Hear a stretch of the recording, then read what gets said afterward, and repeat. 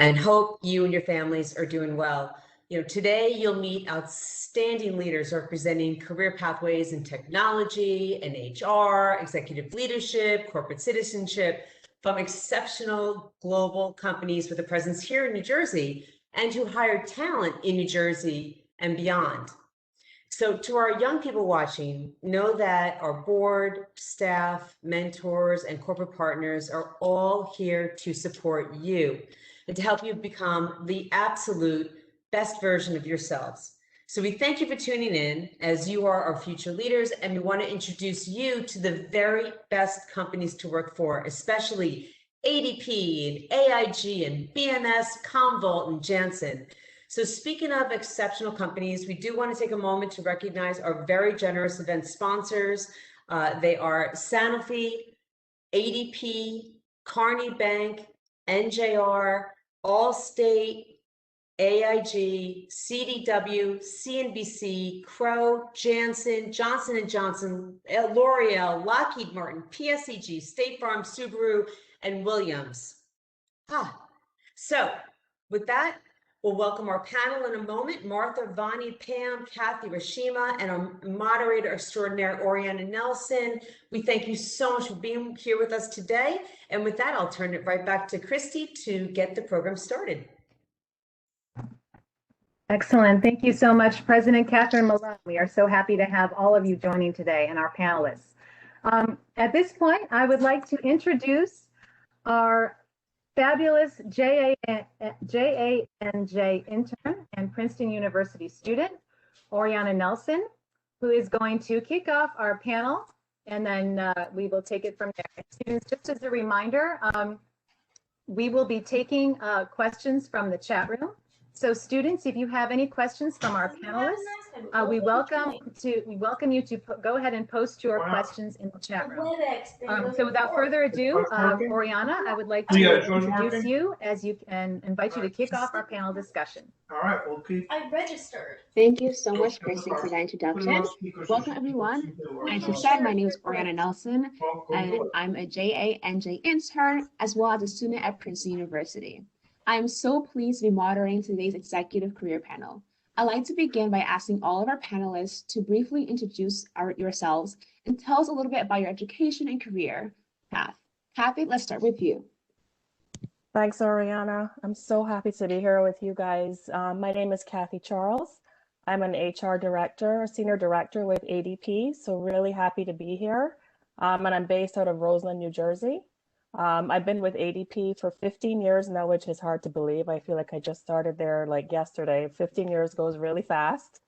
In this role, I provide, HR support to my clients and leaders, on how they create and execute on their talent strategy. So I'm really happy to be here. I started my education in Canada. I'm actually born and raised in Barbados.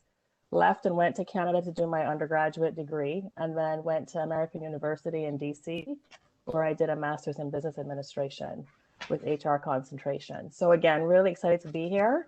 I'm looking forward to the conversation. Great. Thank you so much, Kathy. Martha, would you please introduce yourself to the students? Martha, you're muted. Sorry. Story of my life. I need that as my new t-shirt, right? Thanks, Oriana, and thank you, Kathy, for it's so great to learn a little bit more about you as well. My name's Martha Delahanty. I'm the Chief People Officer at Commvault, which is in Tinton Falls, New Jersey. I split my time between Tinton Falls and Jupiter, Florida. I spent my career primarily at Verizon and former GTE. Where I had a 30-year career. I know, Kathy, the eye cream needs to change with all these amazing, incredible young women around. I'm the proud mom of 3 wonderful children, 2 Baylor Bears. So we had a late night last night. Sikkim Bears, if anybody is into March Madness, they won the national championships. And then I have a 14-year-old boy who literally has both my husband and me wrapped around his finger. I have an undergrad in psychology and an MBA in finance. My undergrad was from Mount Holyoke College, which is in New England. It's the best women's college in the country, the first women's college. And I have an MBA in finance from the University of Texas at Austin. And I think I'll leave it at that. And I'm just so excited to be here. I love Catherine and love everything that is being done at Junior Achievement. Thank you so much for that, Martha. Rashima, can you introduce yourself, please? Sure. Hello, everyone. My name is Rashima Kemp-Polanco, and I work at Johnson & Johnson. I work in the pharmaceutical sector of Johnson & Johnson called Janssen. I am the president of our cardiovascular and metabolism disease area, as well as I oversee our operations in Puerto Rico. A little bit about me. I am married. I'm a mom of 2 children. My daughter is 9 and my son is 12, and they keep me really busy. We live in northern New Jersey, and not very far, I have to say, from the Newark airport, about 25, 30 minutes. And I'm originally from Louisiana. I am not an East Coast native. I've been here for about 20 years. And so I was born and raised in Shreveport, Louisiana, and I have an undergraduate degree in social work, which is surprising. I also have a military background, so that's a story for another day, or maybe it'll come up here. And I have a master's from Louisiana Tech University in industrial organizational psychology, more of an HR focus, and then an MBA from Rutgers. I'm so grateful and honored to be here with all of you and with the other panelists. Thank you for having me. Of course, glad to have you here. Can we also have Bonnie now please introduce herself?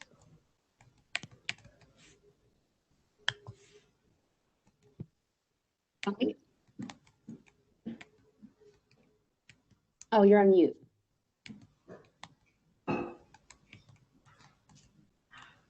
I was like, how did that happen? Okay, there we go. I said, I'm really privileged to be able to come here and speak to the students. So thank you for this opportunity to be able to do that. Vani Kodandram. So I lead the IP business partnering team, supporting strategy and business development at Bristol Myers Squibb. So I'm originally from India. And that's where I did my bachelor's in computer science. I did my master's here in NJIT in computer science too. So I've always been a computer science, both major and work career has been in information technology. At BMS, I consider my role to be a unique role in that I'm the IT lead for anything that we buy and sell companies. So it gives me a very good visibility of things that happen across the company. So I get to work with people within and outside of the company. I'm also, I'm extremely passionate about STEM, and along with another colleague about 3 years ago, we formed the BMS STEM Council, which I'm still an active member. I'm a tri-chair right now. I've been at BMS for the last 23 years, and I've gotten to raise my 2 boys here too. So they're 25 and 23. And I do like to share this saying, when I joined this company, I was actually pregnant with my 2nd child. And today, the older one graduated PharmD. He's just took a job at BMS. And my 2nd one is graduating med school, and he's going to be doing orthopedic surgery in Rochester. Amazing. Thank you so much for sharing. Thank you. Just a quick, I apologize for jumping in. Just a reminder to all the attendees, please mute yourself. Thank you so much. All right. Last but not least, can we also have Pam introduce herself? Sure, absolutely. And thank you, Oriana. And thanks to GE of New Jersey as well for the opportunity to speak with all of you today. So a little bit about me. I grew up in New Jersey, and I'm originally from Brazil, but I spent a lot of my life in New Jersey. So many of you might know, the towns that I lived in. I attended Key University. So, and I got undergrad in political science and a minor in economics. And then I went on to graduate school, and I attended Carnegie Mellon in Pittsburgh. So very different there. But today I am a director at AIG, and I work for the AIG Foundation. I've been there for about 5 years, and I manage our community programs and projects. A little bit about AIG. We are a global insurance company, but we are not Geico. We actually insure a lot of the companies that we even have on the panel here today. So a lot of Fortune 500 companies, we insure them, and we enable them to focus on their clients, take risk, and innovate.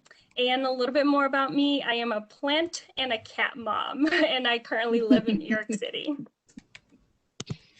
Thank you so much, ladies, for those amazing introductions. One thing we've learned this year is that life can throw us unexpected challenges. As accomplished women, you probably know the road to success is not always easy.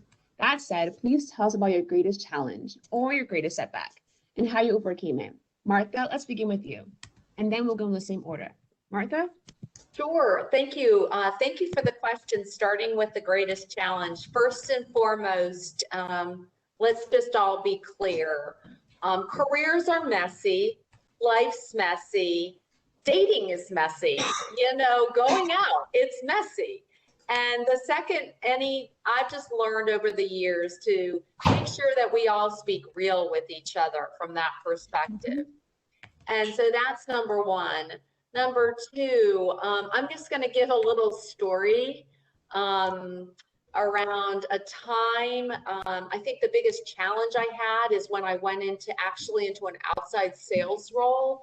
I was part of a leadership development after my MBA in human resources, and I went into from there. I went into an outside sales role to essentially carry the bag, to be a P&L driving initiative. That was the story. To be really honest, it was the only job I could find in Kentucky where my boyfriend was. And so, you know, this becomes the whole journey of life and choices we make. And so I followed my heart, and I was, you know, educated, came off this leadership development program, had an apartment, you know, was able to pay my bills. That felt really good. I was in this outside sales job that I candidly really hated. And I ended up not marrying this person. I actually called the wedding off after dating for about 7 years. That's a whole nother story for a different therapy session. I'm only giving you these stories because at the time, I will tell you, it felt like my world was crashing around me. Stupid HR didn't let me out of the job because I hadn't been there for a year. I'm like, those are dumb rules. You know, so I got to feel what it's like to be on the other side. But I will tell you, forward fumble, and I look at these like forward fumbles, I learned a lot about myself. I picked myself up by my bootstraps, a lot of prayer, I'll tell you. And I stayed in that outside sales job for a couple of years. And now it's actually pretty unique to be, not as perhaps as much as Kathy probably has P&L experience, but to be an HR person with sales experience. I went into sales comp design, and it's really good to design comp plans if you've actually had to feed your, well, that point in that family, so children on it. There you go. And so now it's part of my story. And those things that you feel like were the worst experience in the world, I actually lean on that much more. And so I would just say, don't quit before the miracle happens. Tomorrow is always another day. And things that feel very, very catastrophic today, sometimes you just need to put your head down, go to bed, say a prayer, get up in the morning and suck it up the next day. And for me, I did, and it worked out well. And talk to other women, because there's nothing that two people can't make a little bit better. The only thing bad is if you keep it all inside. So that's my story. Thanks for letting me share. No, thank you for sharing. It takes guts, you know, to be so vulnerable. So we really appreciate you emphasizing, you know, how life can be so messy. So thank you so much. You We bet. also have, yeah, we also have Rashima answer this question. Sure, let me just get myself off of mute. You know, I was thinking back to, you know, the age that you all are in high school, where there's just so much in front of you is exciting, and is equally exciting and equally overwhelming. And, you know, for me, you know, I would say, you know, I come from a college educated family. I'm second generation. So my mother and all of her sisters and brothers either went to the military or to college. So for me, it was always expected that I would go to college. It wasn't something that, you know, even thought about other options. When I was a teenager, my father passed away. And then my mom was a single mom. And she had me and my sister. My sister's 7 years younger. And, you know, one of the things I thought about, I wasn't going to give up on my dreams of going to college, nor did my mom want me to. She worked very hard. And even my mom went to school for many years at night to put herself through college and to graduate with her BA from LSU. And so it was something that was instilled in us. So when I was in high school, these military recruiters used to come. And they would talk to you about, hey, you know, going a life in the military or whatever. So long story short, I got this brilliant idea that that's how I'll do it. I'll get the military to pay for me to go to college. I'll enlist. I was 17 years old. And actually, you didn't need your parents' permission then. I don't know what you need now to sign up. And then I run home and I tell my family, you know, hey, I'm going to the Army. And they're like, what are you talking about? You're not even an athlete. You're a cheerleader. You have red lipstick and red finger polish, and what are you going to do in the Army? And it was kind of this thing, and I remember thinking, I dare them tell me what I can't do. Well, I'll show you, right? And so anyway, I do go, and they were right. I wasn't athletic at all. I was the first person to, you know, I was always smiling like I am now, and I remember getting off the bus with this heavy sack on my back. We were going to boot camp in South Carolina. By the way, by then I was 18. It was the first time I'd ever flown an airplane in my life, 18 years old. So I'm going to the Army. The first person to get off this bus, they say, hey, Private, why are you smiling? They put me down to do this push-up. I could only do one real push-up. And so my arms are trembling or what have you. And I started thinking in my head, this was a big mistake. My family was right. Should have just stuck it out or what have you. And they named me Private Going Home. I'm not kidding, the drill sergeant. And well, I didn't go home. There's a lot in the story, but I did make it through boot camp, which is incredibly hard for someone who's not a great runner and not, you know, great at the time, didn't have a lot of athletic ability. But what I learned in that experience was about mental toughness.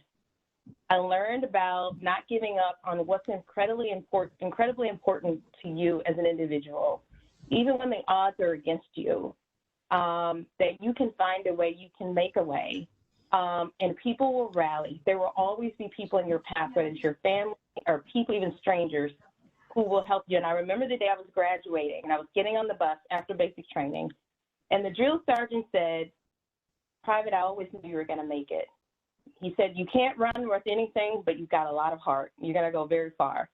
And some days I wish I could find him, but he taught me a lot about heart and leadership and purpose and not giving up and being mentally tough.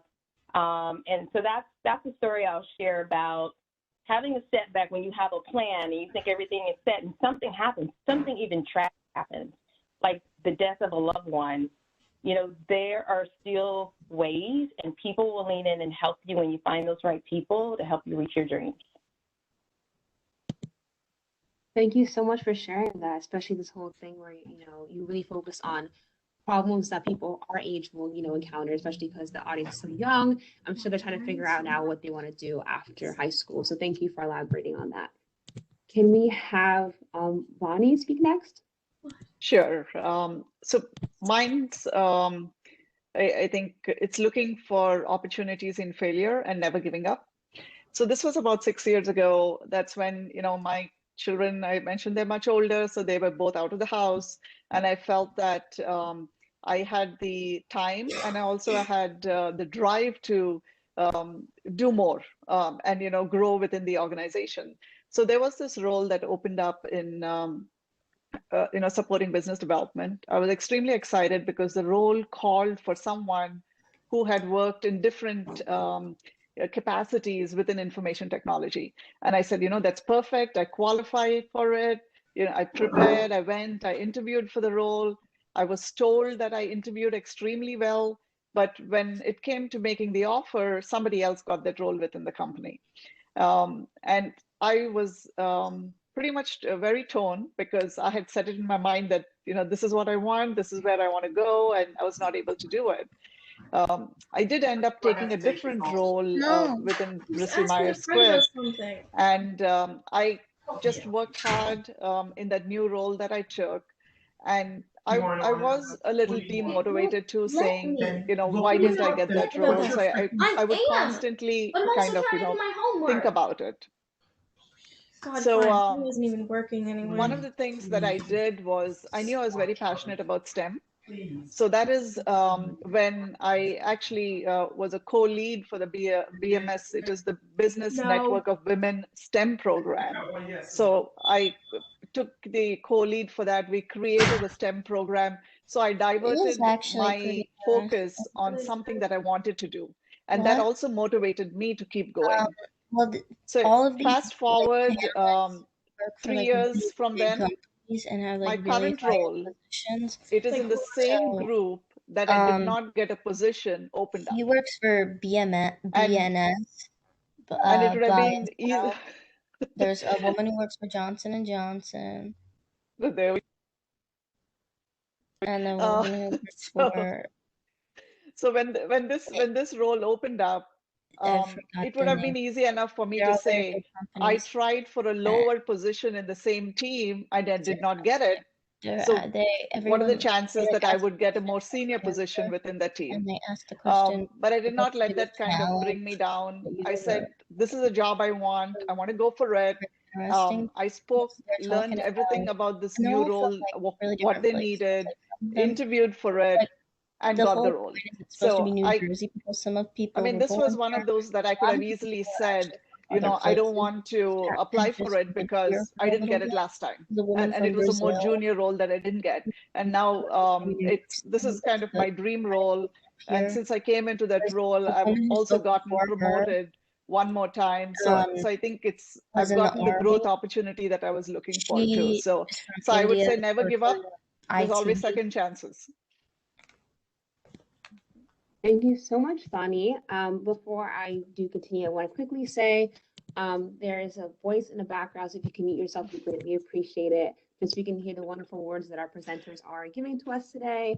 Because Vani gave great advice, about never giving up, specifically because she experienced her failure. She felt discouraged because it's something that she set forth for herself, but she didn't let that discourage her from trying again in the future. And that's the key lesson of what she said. So I just want to emphasize that real quick. And I would also love for Pam to say a couple words about this question as well. Absolutely, thank you. And these are some powerful stories. So as the panelists were talking, I'm like, yes, you got this. Look, as I was thinking about this question, there's so many challenges that I have faced, and so I had to narrow in one. And I always thought about the audience as well. So let me take you back about 15 years ago when I was in high school. I am first generation college student and graduate student. And so when right before high school, my parents had just brought us to America. So I went to high school here in the US, but before that, they weren't thinking about college. They didn't have money. They didn't have guidance. Fast forward, they had no idea what we were filling out. And so my dad really thought I should go work with my mom. And my mom is a cleaning lady. And I love and appreciate all the hard work that she has done to put us through this wonderful life that me and my sisters have today. But I knew I did not want to work with my mom. I knew I wanted to go to college. And so right at 17 years old, I figured, you know, how am I going to get myself to college? So I applied to a ton of scholarships in high school. I got so many of them. And something that they don't tell you is that some of the scholarships that you get in high school are for your first year.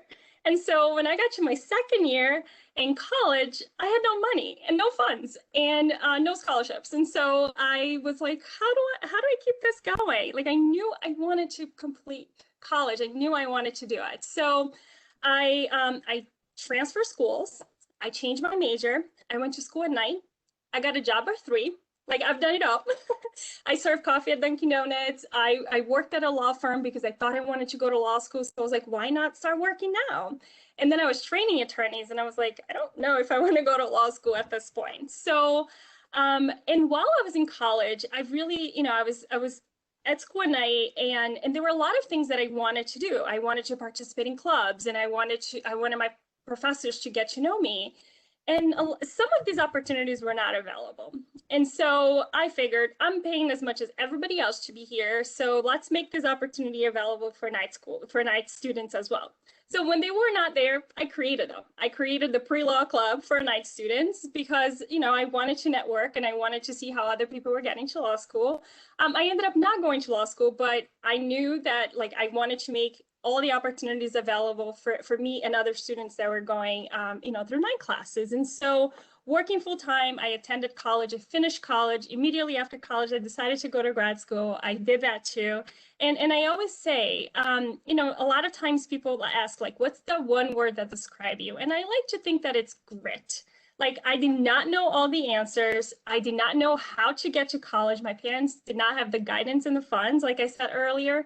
And so I was just, you know, asking around. And someone also mentioned like there are a lot of people that would help you along the way. I call it my village. There are so many people who have helped me along the way. There was that teacher that told me to come in at 7 a.m. every day. So, you know, I can do better on my SAT. There was that guidance counselor who said, like, think about all the options. Friends of family. So, you know, you never know, like the people that are watching out for you and really taking care of you. And so, you know, definitely trust those adults in your life. Like they have a lot of experience. And I did, and I listened to them, and I think I did everything that I needed to do. So when I think about challenges, I learned so much about them, but usually I'm like, what am I solving for? And the question at that point, 15 years ago, was college degree. And how do I get there? You know, the line was not a straight line. It had some ups and downs and some challenges. And some days I went to bed not thinking that I was going to be able to even get to college or finish college. But I did, and I was resourceful and I found some of the solutions, but definitely think about, you know, like so many learnings. And I knew at that moment that I could go through any setback in life because even if I didn't know the answer, I knew how to find the right answers. Wow, what a great way to end that. Even if I don't know the answers, I know how to find the right answers. That's such an important lesson to take away. And I think you know, it's so important to emphasize and create that connection with immigrant students who are on the panel today, just to hear so they have known someone like, you know, if she could do it, I could do it too. Or for anyone who's first generation, that, you know, don't give up. There are gonna be challenges in your way, cultural challenges, social challenges, but you got this, because you can see a perfect example with Pam. So thank you so much for that. But last but not least, can we also have Kathy share a little bit? Sure. Boy, it's hard to go last after some of these great stories. Holy moly. No pressure. But actually, mine takes me back also to probably the age of a lot of these students on the call. As I mentioned when I was introducing myself, you know, I was born and raised in Barbados, which if many of you know, it's this tiny little island in the Caribbean and way down south. That's where I was born, raised, grew up. In my head, I was going to college locally. My parents had a very different story from me. They wanted me to get out. I was a shy introvert, wanted me to get out and experience the world a little bit differently. So they sent me off to Canada. So figure Barbados, Canada. That's kind of a leap, right? Weather's different, wardrobe's different, had never experienced snow, cold weather, none of that. And I will not lie to you, it was probably one of the toughest experiences I've ever had, transitioning from living in Barbados to going to school in Canada. And actually I spent the first, excuse me, first month not even sure I was going to make it. It was very homesick. You know, calling home every weekend, crying. I feel so bad for my parents now as I reflect back on that whole thing. Um, but I will tell you, it was probably, I decided at some point, you know, the moping has to stop. Either I'm going to make the best of it, or I'm going to mope and end up going back to Barbados, and who knows what would have happened. Fast forward, I stuck it out, pulled up my bootstraps and said, I'm going to figure this out. And it was probably the best experience I've ever had. It was the best 4 years, made some wonderful friends, learned a lot about myself in that 4 years that, you know, there's a resiliency there. I heard the word grit. You know, there were days where I wasn't sure I was going to make it. I got sick, had to figure it out by myself while I was there. I never left Barbados and been on my own in that regard. So this was all a big challenge for me. And so I learned a lot about myself in that 4 year period. And so that, you know, I would say that's my story. You know, you can pick yourself up, you can decide, you can make a choice. You're either going to, you know, stick it out and try to make the best of it, or you can let it break you. So I think there's a grit there that, you know, makes you decide to take one path over another. And so I'm really happy that my parents pushed the way they did. I think they regret it now though, because I'm still away and haven't gone back to Barbados to live. We go back to visit, obviously, but so they were like, you could come back. We didn't mean for you to go and stay like forever. We meant for you to come back. So I guess that's my story that I would want to share. Oriana, thank you for letting me share. No, of course. Thank you so much for sharing, especially bring up this idea of having to, be put in a situation that you're really not too sure how to go about it, especially, moving from one country to a whole other country and just talking about the cultural differences there. So thank you for sharing. I do want to segue to the next question though. And with that being said, I'm guessing many of the students joining today are interested in careers in your industry. Looking back on your life and career, what skill or skills did you develop that enabled you to come this far and accomplish so much? Let's start with Rashima this time, and we'll go in the same order. Rashima? Sure. This is a hard one. I think growing up, I was always encouraged to lead, and I have to say it looks differently than when we talk about leadership today. I was one of those kids that, my mom would say she always has a lot to say, and it's funny. I say the same thing about my 9-year-old daughter now. Those things that sometimes we get labeled with as bossy or mouthy or these kinds of things.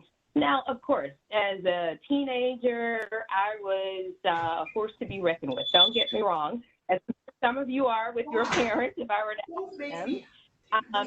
But I was never, and I think that is important. I learned early on about the power of one's voice.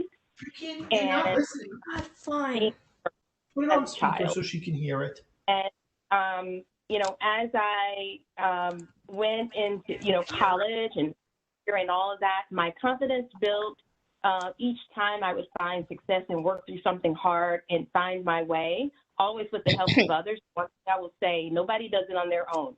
If anybody tells that they have done something on their own, I don't know what their background is, whether they are a billionaire, people get things and, those socioeconomic brackets through networks and things like that, or, if you're dirt poor, and I understand that too, no one does it by themselves. And, that is one of the things that I learned, and someone said it earlier, it takes a village. And it's okay to let people help you and to be open, not to try to do it on your own. And so I think, I learned, about having my voice, be strong and be heard and being confident, making sure that I was okay with asking for help and knowing that no one gets there on their own. And the last thing I would say, as I got my education and all of those things, but the one red thread or defining piece is, I call it, it's not going to be a highly academic word, so listen for it, scrappiness. Scrappiness. That is the one skill that I do think defines people, no matter their background, their situation, or what happened, their ability to be resilient. This is why I have this poster behind me, which means in the face of changing circumstances, and your circumstances will change. You'll be on top of the world at one moment, and other moments you'll feel like you're underneath it.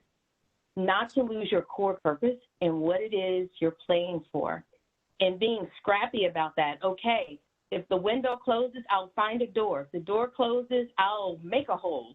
Either way, I'm going through that wall and I'm going to get to my goal, and I may have to adapt along the way. And that's really around your ability to be scrappy, to think about different solutions, and to be resilient when setbacks happen. So I think, remember that word. I would say, scrappiness is key, that resilience, but also making sure that you don't become a wilting flower, that your voice is heard, and know that you're important. You have something to say, and how do you get people to listen, but then also making sure that you find people on the way. Thank you so much for that. I was actually going to comment that you have resilience in the background. I really think that tied in really nicely with the idea of, really pushing forth and having that scrappiness to understand that your purpose is really important. So thank you so much for sharing. Can we also have Bonnie say something about the question as well? Sure. I just trying to see because I know I was muted. So I have a similar theme to Rashima, but I cannot beat the words that Rashima has used and how well she articulated it. So, I think talking in the same theme. So there's three things that I want to share. Now, one is I believe in hard work. That's what I've been taught growing up to. That you work hard and the rest will come to you. And I always strive to do my best and keep myself learning. I did share, I was at BMS for 23 years, but in the 23 years, every 3 to 4 years, I've had a new role. So that's the positive thing about being in a bigger company where you have these opportunities where you can go from one IT role to another IT role, and it'll be like you've changed a job. And every role that I took, I had to learn. It was not something that I knew, but what I had with me was my knowledge of IT, and also how I can work with teams. So they're called transferable skills. So those are the transferable skills that kind of help you go from job to job. The other one is, I know Rashima touched on this a little bit too, is, I've always built and explored and built opportunities. So there are many times when we go into a job or a role, or we get assigned to a new job and we say, hey, I don't like this. This is not what I want to do. But what I found is when you speak up, when you use your voice, and when you share what it is that you want to do, you can always evolve your role into something that will help you achieve what you want to achieve. So you have the power to shape your role. But if we don't speak, and we speak to the wrong people about it, then you'll just be in that whole, you'll be just complaining mode. So I think it's important for you to speak up, speak to the right people, speak to your mentor, speak to your manager or people that you trust, because they will give you the advice. And I think this was also said, and this is my last point, is all organizations are people-centric. So we might have computers, we might have machines, that run the whole place, but it's the people. So it's important to get to know the people. And it's very important, and this was also stated before, in terms of you are not in this alone. Because if you feel that you're alone, then you're going to start making some of these assumptions that is not going to help you. So definitely reach out to people that you can trust, reach out to people that are in the space, or in the area that you want to be in. So just reach out, and people will be there to help you. So those are my 3 takeaways. Yes, thank you so much, Bonnie, especially emphasizing the importance of speaking up for yourself, which is something you guys can do right now as you're in high school. That's a skill that would carry you right on through. And also for emphasizing transferable skills, which you said is really important from going from job to job. With that being said, I'd also like to call on Pam to say a couple of words about this question. Yes, and I really, I agree with Bonnie 100%. The skills that I was going to highlight is communication, written, spoken, verbal, nonverbal, right? A lot of times, like now that we are in this Zoom world, if you're in a call and everybody just speaks very quietly and there's no action. You see me, I talk with my hands, and it's my way to say like how excited I am to be here. So communications is really the key to every role I have ever had. I started my career in the nonprofit sector, and I've moved over into the corporate world, and communication has been at the center of what I do. And regardless, again, of which field and which job you end up getting, it's super important. But I will argue that communication is even more important for girls, young women, and women in their careers, because we often don't use communication. We often don't ask for what we want and need. And we assume that because we're working so hard, because, you know, like I'm working into 8 p.m. every night, and you're getting straight A's on all your classes, that your teachers, your parents, your guidance counselor know what you want. And that's often not the case. So I would say I would take the communication to advocating to yourself. Use that to your advantage and speak up, ask for what you want and ask for what you need. And don't assume that your hard work will be recognized, because a lot of times, your boss, your parents, everybody sees it, but you have to be that person that's going to advocate for you first. Wow, that was amazing advice, especially that, you know, as a college student, I think that's really important. And it's for the high schoolers to understand that, you know, use your voice and use it to, you know, really speak up for your beliefs and what you need to get done. Because as you said, sometimes we don't ask for what we want. And it's important that we do establish that. Thank you so much for emphasizing that. We also have Kathy give a response. Yeah, thank you. So I would go back to, and I think I said it when I was, you know, in answer to the prior question, I think resiliency for sure is a skill that has come along this journey that I found myself on as I reflect back on the transition I made in the move and the fact that I stayed up here.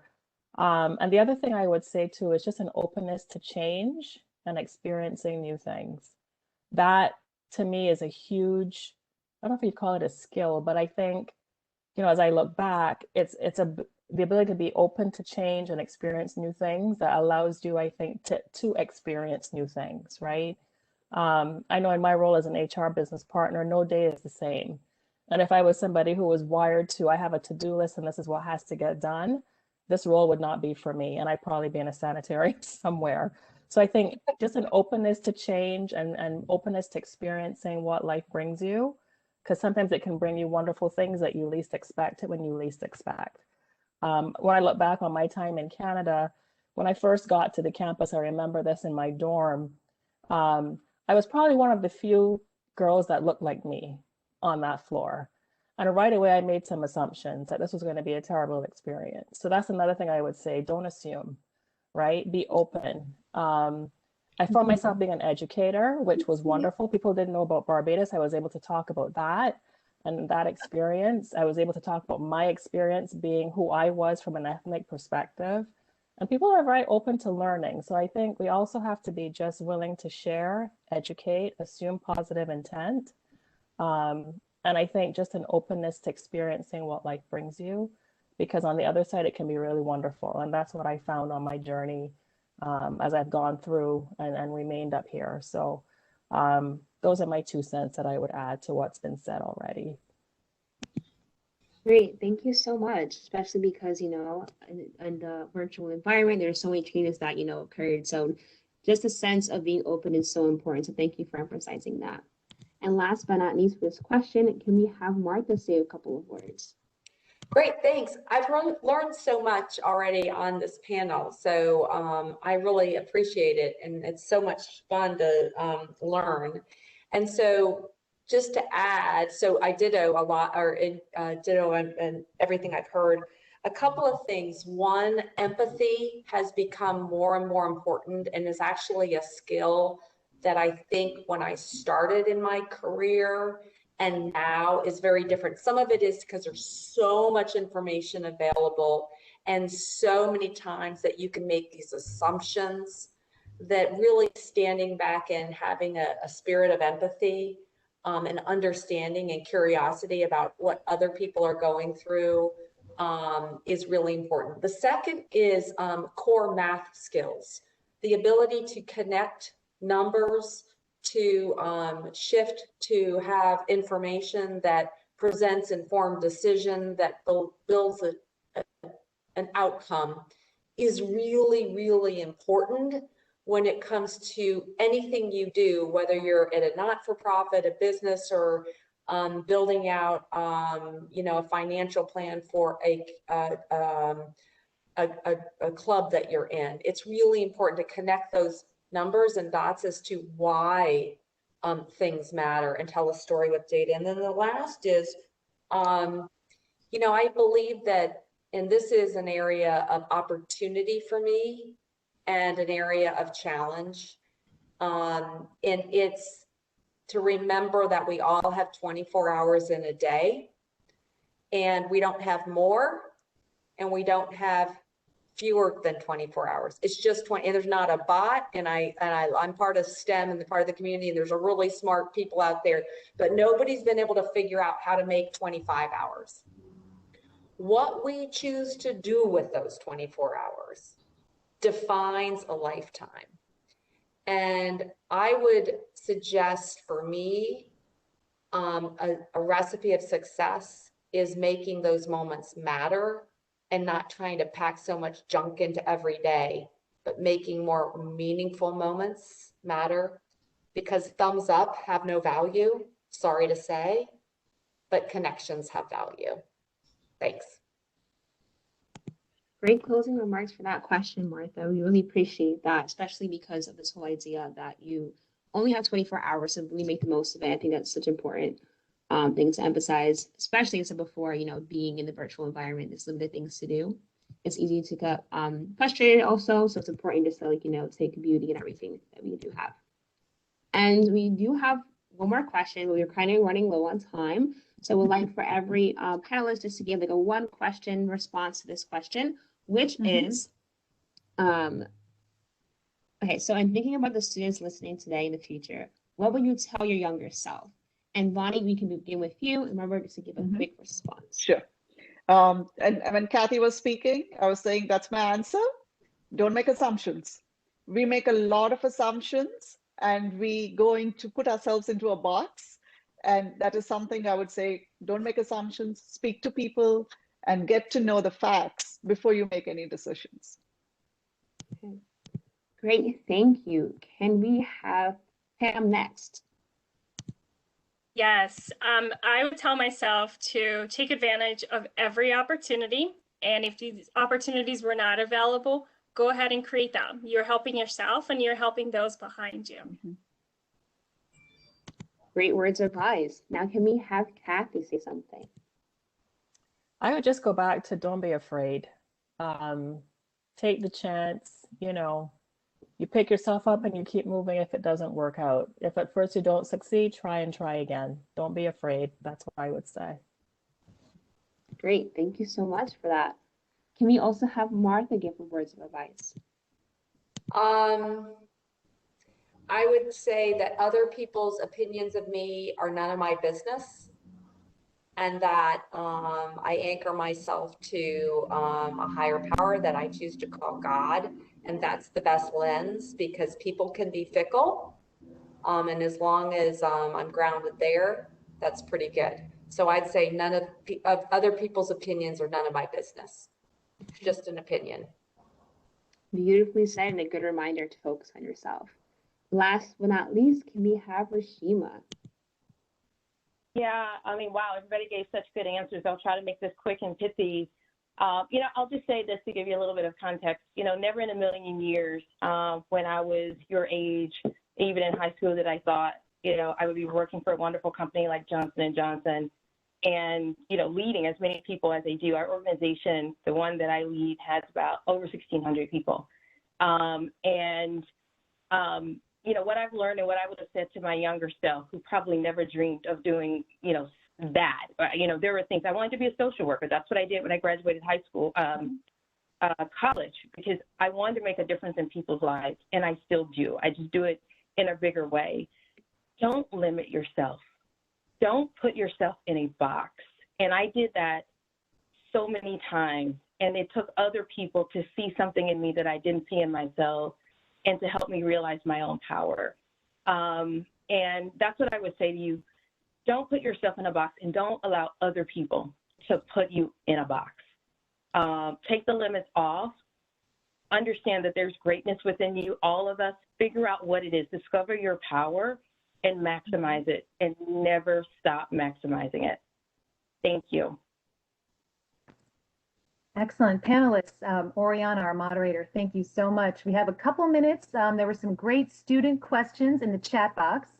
So there are two that I think are really, really important questions that are on a lot of students' minds. So I'm going to just read the questions, and then panelists, if you'd like to answer one or both of them, please, we've got a couple minutes left.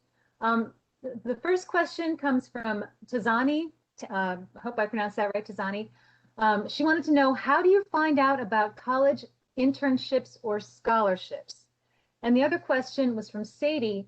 Sadie wants to know, since so many of you are women of color, can you speak about your experience or offer any advice? So those are the two questions that we'll throw out to our panel. And panel, please feel free to just jump in and answer either one of those very important questions. I'll just take, it's Martha. Probably Kathy and I can take the internship one real quickly. So, you know, you can apply to internships and things like that, which is a great way. The best way is to network and to ask people. People love to talk about themselves. Don't be afraid to reach out to somebody on this panel, somebody through Junior Achievements, the contact of your parents, and say, could I get 15 minutes to just learn a little bit about your career and build yourself an information? So go on kind of a learning and listening tour well before you need the internship. Increase your points of exposure and opportunity, and then it will come. And then the last is ask. Say, hey, what's the best way for me to secure an internship? And what's the best thing I can do to make myself a successful candidate? That way you're bridging the question, not like, how can I get an internship, but what are the things that I can do to make myself an exceptional candidate? So you're asking about the person. People like to talk about themselves. And then you're talking about what you can do to make yourself a successful candidate. So you're kind of not putting them on the back. The other thing is, I got to tell you, LinkedIn has a ton of internships posted. Most companies post their internships on their career website. Those are great ways, but it's awfully noisy. You're part of a million. The best way is to know somebody, network, and have a connection. Thanks. The only thing I would add to that, it's Kathy, is that, and again, this was years ago when I did this, but I'm thinking as I'm coaching my daughter a little bit, don't put aside the resources that your schools make available to you as well. I mean, there are wonderful career offices, there's campus recruiting. I know things are different now in the virtual environment, but I know working in HR for ADP, I'm already hearing my campus recruiting folks talking about things that they're doing to go on campus, and start to, because we know we get great talent through those avenues. So please don't overlook the resources of your schools, your career offices, LinkedIn, like Martha said, but again, don't overlook those resources. And of course, by virtue of you guys being on this call, kudos to all of you, because now you have how many of us on this call who are happy to help you in however we can. So I would just add that. Yeah, I was just going to, you made such a great point there at the end. I would say, Johnson & Johnson specifically, we post our internship opportunities at jnjcareers.com, jnjcareers.com. Write it down, keep it, save it. And when you get to that point, there are, it's a very easy website to navigate, and you can look across different geographies, different functions and things you may be interested in. The other thing I would say is back to scrappiness and being enterprising is what you just heard. So now you've got women who are in influential positions in very, high-profile companies. If I were sitting in your shoes right now, the LinkedIn invitation would have already been sent. And this is what I mean by maximizing every opportunity. The average person lets these things slip by. Those who are going to be successful see it and say, that's an opportunity. Doesn't matter my situation, whether that's an opportunity, those are women I can connect with right now. They're major companies. I'm going to build a relationship, and I'm going to keep a relationship going. And so that would be my advice to you, to go in and link in with us right now while you're thinking about it. And someone asked, it's J&J, Johnson & Johnson, jnjcareers.com.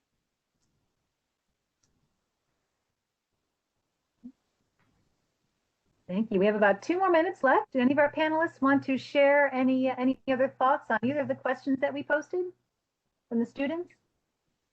Yeah, I wanted to talk a little bit about being a woman and being a woman of color in corporate America. And I read something the other day that says, I woke up today and I decided to be a woman and to be brown. And that is what I bring to the table every day. And so my advice there is be yourself. It's like my company hired me for a reason. I know how to do my job, but remain authentic and true to yourself. And, you know, I often think my job is not to educate other people how to deal with brown people, but I do want to surround myself with people who are diverse and who come from different backgrounds as I do, because I do believe that having diversity of thoughts, of people, of degrees in your team makes it a better team. So certainly use it to your advantage and just you be you and do you for sure. Yeah, and I want to echo that too. Is I think as a woman in IT, I always felt I've always been in teams where sometimes I was the only woman for many years of my career. But I think your knowledge is your power. So I would be extremely confident in what you know and use that to your advantage to be equal in any workplace that you're in. I would just add to what Pam said. I think authenticity is so important. And by the way, you can't take on other people's assumptions about you. You worry about you and how you show up every day. I think that's most important. And that authenticity is so important. But I've learned that you can't take on other people's assumptions, and you just be you. Be the best you that you can be. Excellent. Any other thoughts before we end the session? Certainly, be the best you that you can be is really a fantastic way to close. We would love to have our panelists just hold on for just another minute before you jump off, because we do want to take a group photo. But before we do that, I just wanted to remind all the students, thank you all for participating today. We really want to show a word of our appreciation to all of our sponsors and partners who make this fantastic program possible for all of us. And then again, a huge thanks to our executive career panelists today: Kathy Charles from ADP, Martha Delahanty from Commvault, Rashima Kemps-Polanco from Johnson & Johnson, Vani Kondaram